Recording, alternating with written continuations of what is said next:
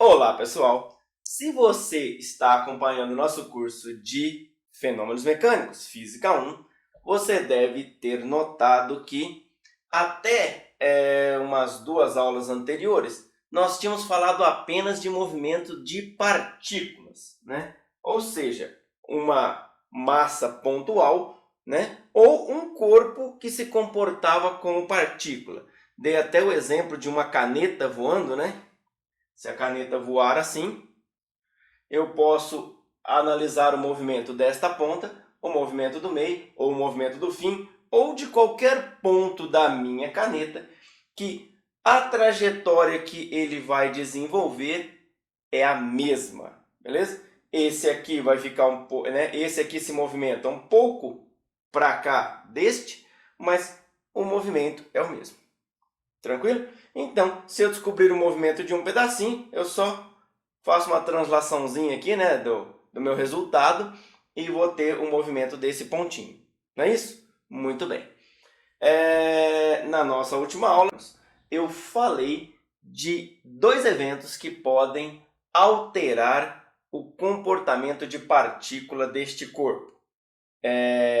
A aproximação ou afastamento de partes do corpo, né? Se o corpo for, por exemplo, sei lá, um corpo elástico, né, ele pode ficar fazendo assim, né? Ou pode não ser um corpo elástico, eu posso ter duas partículas que ao longo desse movimento se aproximam ou se afastam. Ou ainda, eu posso ter um corpo rígido, ou não rígido, mas vamos pensar no rígido que é mais simples, né? Que gira, né? Ao longo do movimento ele pode ir girando. Tranquilo? Quando eu jogo, por exemplo, sei lá, se eu pegar um martelo e jogar para cima, né, se eu fizer esse movimento aqui, ó, quando eu faço isso aqui, a hora que eu solto ele vai subir assim, girando. Não é isso? Muito bem.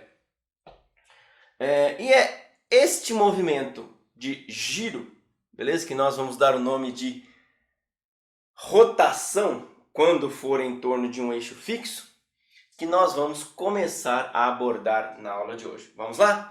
Muito bem. Pessoal, vou começar a falar de movimentos que têm ângulo, movimentos angulares, começando na rotação em torno de um eixo fixo. Beleza? Vamos pegar aqui, ó, esse cubinho, né? Essa massa praticamente pontual, vou considerar isso como uma massa pontual, uma massa discreta, girando em torno do eixo Z, ó. Ele vai lá atrás e volta, tá bom? Eixo Z.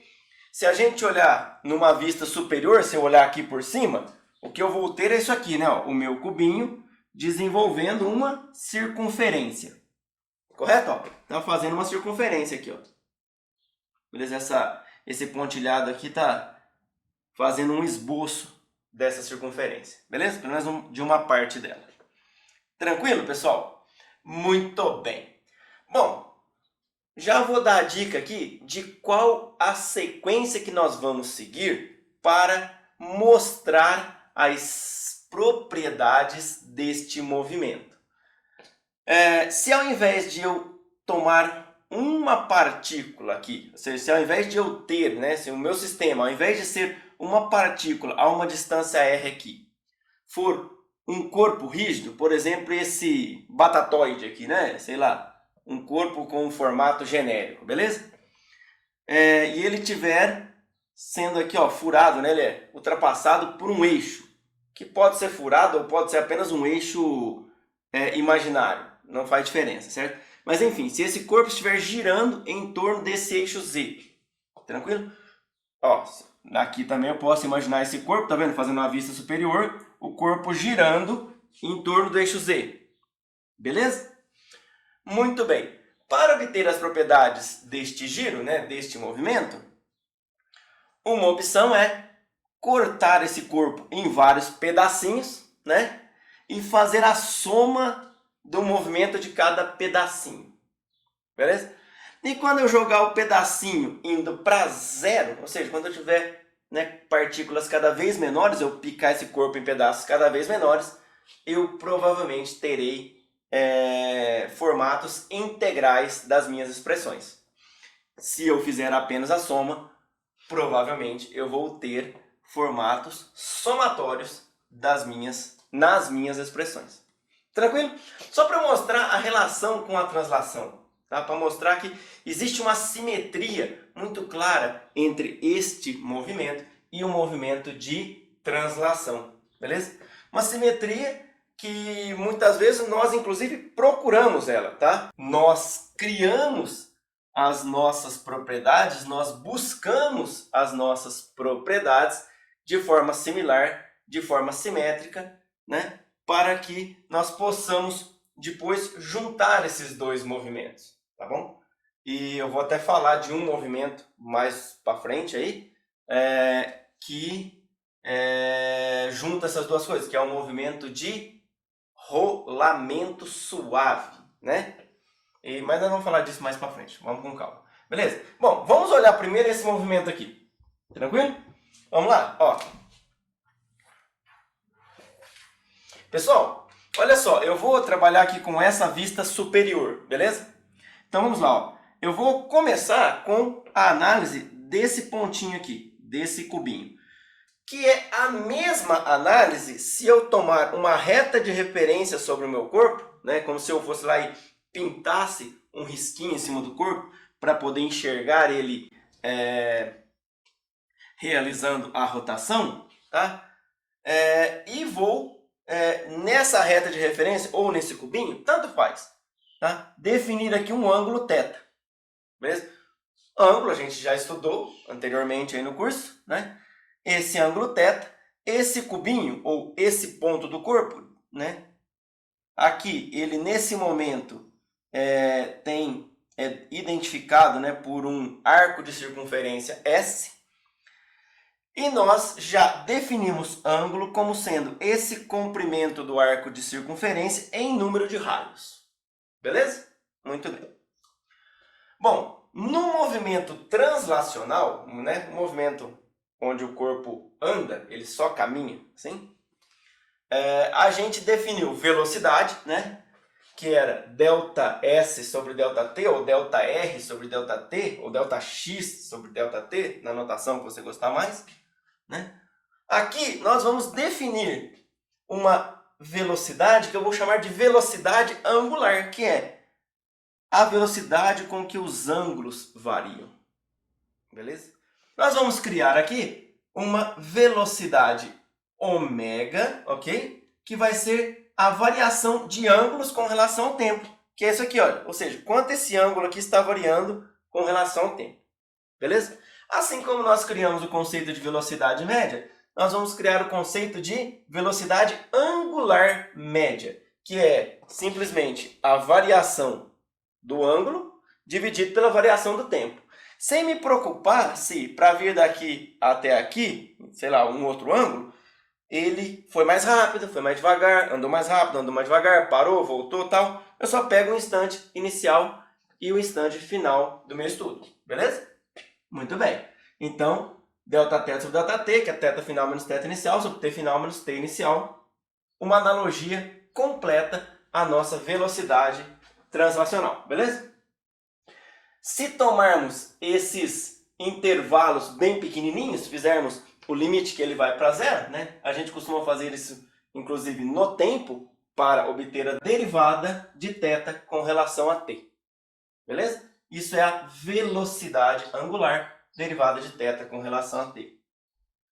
Analogamente, a aceleração angular vai ser a variação da velocidade com relação ao tempo, né? Que eu posso tomar apenas a velocidade inicial e a velocidade final, sem imaginar o que aconteceu com essa velocidade no meio do caminho, beleza? E isso vai ser a aceleração média, ou a aceleração instantânea, que é a derivada da velocidade com relação ao tempo, tudo encontrado seguindo o mesmo caminho que nós seguimos no caso translacional, beleza? Dá para fazer o convencimento e as deduções de algumas dessas expressões com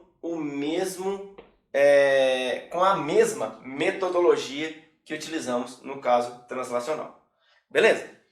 Muito bem. Pessoal, feitas essas definições, se eu pegar aqui, ó, a definição de ângulo, eu vou pegar até no formato S igual a R θ, Quando eu derivar essa expressão, eu vou ter ds dt igual r, que é uma constante, né? Ou seja, o r aqui não está variando, r dθ dt. Beleza? Esse lado aqui, ó, derivado da posição com relação ao tempo, é quem? É a minha velocidade translacional. É igual a R, esse aqui, dθ dt, é o meu ômega velocidade angular. Muitos de vocês talvez já tenham visto esta expressão, V igual a ômega R, V igual a R ômega, em outros cursos, talvez já tenham visto alguma demonstração para ela. Estou apresentando aqui mais uma maneira de se chegar a essa expressão, beleza? Muito bem. Se eu derivar agora esta expressão aqui, dv dt igual a r d ômega dt, certo? Identificando esse aqui como sendo a aceleração translacional, ela será r vezes a minha aceleração angular, alfa. Então, A igual a alfa R ou R alfa. Beleza? Bom, não vou ficar aqui percorrendo todo esse caminho de identificação das variáveis rotacionais e translacionais neste momento, mas vou mostrar mais algumas curiosidades que aparecem no estudo entre movimentos angulares e movimentos translacionais. Um caso em que a simetria fica bem elucidada é quando comparamos o MR e o V, movimento retilíneo uniformemente variado, movimento que se dá ao longo de uma única direção, que tem direção fixa, comparado com o MC e o V, movimento circular uniformemente variado, que agora tem um eixo fixo, né? Beleza? Em ambos eu só tenho um grau de liberdade, né? Aqui eu só posso ir para lá e para cá, e aqui eu só posso caminhar ao longo desta circunferência, beleza? Para quem já estudou aí álgebra tal, álgebra linear, né? Já viu aí os graus de liberdade, talvez já comece a identificar algumas coisas que eu falei, beleza? Bom, vamos lá.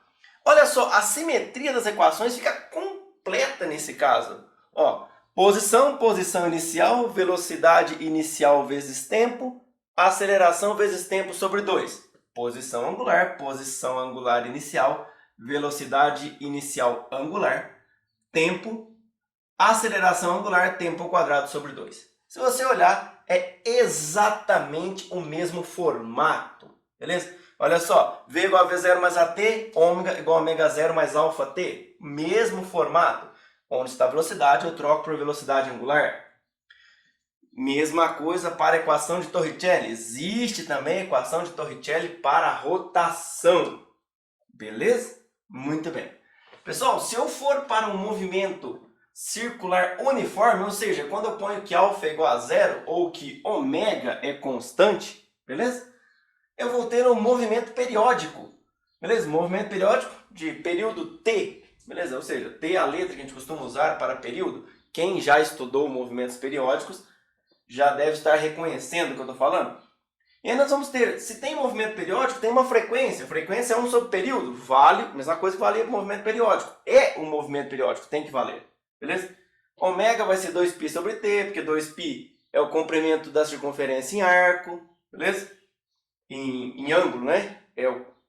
2π é o comprimento da circunferência em ângulo em radiano, beleza? Bom, também posso escrever ômega como 2πf, usando isso aqui. Posso escrever f como 2π sobre ômega, enfim. Posso tirar um monte de relações juntando movimento periódico com a análise do movimento, tanto rotacional como translacional. Por exemplo, se eu quiser escrever que ômega é igual a 2πr sobre t, ômega não, né? Perdão, velocidade. Se eu quiser escrever que velocidade é 2πr sobre t, beleza? Eu vou ter a velocidade linear aqui, beleza? Velocidade de translação ao longo desta circunferência. Tranquilo? Pessoal, porém, a relação não vai ser direta, assim, muito direta. Tem alguns lugares que tem que tomar cuidado. Por exemplo, ó, a velocidade v é um vetor. Beleza? Ó, vou pegar nesse ponto aqui, v é um vetor. E ômega é o quê? É um vetor ou um escalar? Beleza? Não vou entrar nesse assunto agora, mas já vou plantar aqui a semente da curiosidade para você procurar se você quiser. Ômega é um pseudo-vetor ou vetor axial. Tem gente que chama de pseudo-vetor, tem gente que chama de vetor axial. E tem gente que chama de pseudo-vetor axial. Eu já vi todas essas terminologias. Beleza? Ômega é um pseudo-vetor. Momento angular, que a gente vai estudar daqui a pouco, é um pseudo-vetor. Beleza? Tem propriedades parecidas com vetores, mas tem algumas diferenças, algumas particularidades, né? A questão do espelho, para quem já estudou aí pseudo-vetor. Enfim, mas não vou falar disso agora, tá? Mas vou deixar aí a curiosidade. Vocês vão ver aqui algumas relações, algumas na forma vetorial, outras não na forma vetorial. Por exemplo, V igual a ômega R, que eu fiz na louça anterior, não estava na forma vetorial, né? Tranquilo? Por quê? Porque como o ômega é um pseudo-vetor, precisaria de alguns cuidados aí. Não vou nem falar disso, tá bom? Como o ômega é um pseudo-vetor, não dá para fazer uma correspondência vetorial da maneira que a gente conhece. Tranquilo? Muito bem. Bom, mas para continuar, falei aqui de uma pequena diferença, mas para continuar nas simetrias, né, nos formatos parecidos, eu vou fazer um quadrinho aqui do que a gente tem e do que a gente vai ter. Aguenta aí. E para finalizar esse apanhado de semelhanças e diferenças entre rotação e translação, eu fiz aqui uma tabelinha, beleza? Olha só, na translação nós temos uma direção fixa, na rotação nós temos um eixo fixo. Na translação nós temos x, na rotação nós temos θ, posição, posição angular, v e ômega, velocidade, velocidade angular, a e alfa, aceleração, aceleração angular, m e i, massa, momento de inércia, tá? Coloquei aqui as expressões para momento de inércia, né? Somatório de MI/RI quadrado, quando eu tenho várias massas discretas, ou integral de R ao quadrado dm, quando eu tenho massas contínuas, corpos massivos, né? Corpo rígido, beleza? Pessoal, aqui é só para chamar atenção, o que interessa, olha só, massa e distância. Ou seja, numa rotação, não interessa apenas quanto de massa existe, mas como ela está espalhada, se ela está mais perto, se ela está mais longe. Se eu tiver várias massas, eu preciso somar isso tudo de maneira interessante, beleza? Mas, se você ficar aí com a gente aí no canal, a gente vai em algum momento falar disso, tá bom? Torque igual a I alfa, né? O torque é o análogo rotacional da força, ó, força igual a massa vezes aceleração, torque igual a I vezes alfa. Se eu tomar as analogias anteriores, ó, massa tem o análogo de I. Se força tem o análogo de torque, eu troco onde estava massa por I, onde estava A por alfa. Beleza? Muito bem. Trabalho a integral da força no espaço, beleza? Aqui trabalho a integral do torque no ângulo. Tranquilo? Energia cinética, 1/2 de mv quadrado, tomando as analogias anteriores. Ômega vai ser, eu escrevi errado, deixa eu consertar. Opa! Por analogia, né? Você já viu que estava errado. Você talvez nem tenha visto essa expressão ainda. Talvez você nunca tenha visto essa expressão. Mas se eu disse que era análogo, tinha que ter um formato análogo. E talvez até sem conhecer essa expressão, você tenha visto que estava errada, ou no mínimo estranho. Faltava uma simetria. Beleza? Pessoal, muito bem. Tem muitas semelhanças e tem algumas particularidades. Então vamos lá. Ainda em termos angulares, nem sempre eu vou estar falando de rotação em torno de um eixo fixo. Beleza? Muito bem. Ó, torque é posição escalar vetorial força, R vetor F. Beleza? Na força, eu não tenho uma análoga dessa. Beleza? Eu não tenho aqui, sei lá, nada parecido aqui. Certo? Eu não tenho uma relação com vetorial aqui na força parecida com essa. L, eu não falei ainda, momento angular. Eu não tinha um momento linear, mv? Aqui eu tenho o momento angular, L. Que, em termos das variáveis translacionais, é R vetor P. Beleza? Também não tem um análogo dessa para o P. Tá? Não tem uma relação de P com produto vetorial. Então, nem tudo tem uma simetria exatamente completa, assim, sei lá. Não sei nem como é que eu falo de simetria aí, porque tem a ver, mas não é uma simetria em termos dos formatos das equações, beleza? dl dt, derivada do momento linear, angular, é igual ao torque externo. E essa tem uma equivalente, não tem? Quando a gente estudou momento, a derivada do momento com relação ao tempo não era a força externa, ou seja, somatório de todas as forças externas sobre todas as partículas? Aqui também. Isso é o torque externo, beleza? O torque externo é a soma de todos os torques externos, beleza? E essa expressão me dá mais uma lei de conservação da física, que é a lei de conservação do momento angular. Que, na ausência de torque externo, o momento angular se conserva. E se conserva vetorialmente. Beleza? Muito bem. Pessoal, nota que eu falei até de pseudo-vetor, né? Aí você talvez tenha dúvida quando aparece pseudo-vetor e aparece aqui esse formato vetorial. Calma, tá? A gente vai ter que estudar isso em detalhes para poder entender as minúcias das semelhanças e das diferenças. Beleza? A minha ideia aqui foi só apresentar um overview. Porque quando eu começar a procurar essas grandezas, quando eu começar a trabalhar para encontrar essas grandezas, ou quando eu fizer definições que vão nos ajudar nessa simetria, você já vai começar a entender. Falar, já estou entendendo por que é que ele está fazendo essa definição, por que é que ele está procurando dessa forma. Então isso aqui é só um guia, certo? Um overview para você entender como é que a gente ataca o estudo das grandezas angulares, beleza? Dentre os estudos angulares, a rotação em torno de um eixo fixo é um muito importante. Tranquilo, pessoal? Bom, enfim, a aula de hoje talvez tenha até alguns detalhes que eu posso ter falado de maneira ligeiramente equivocada, tá?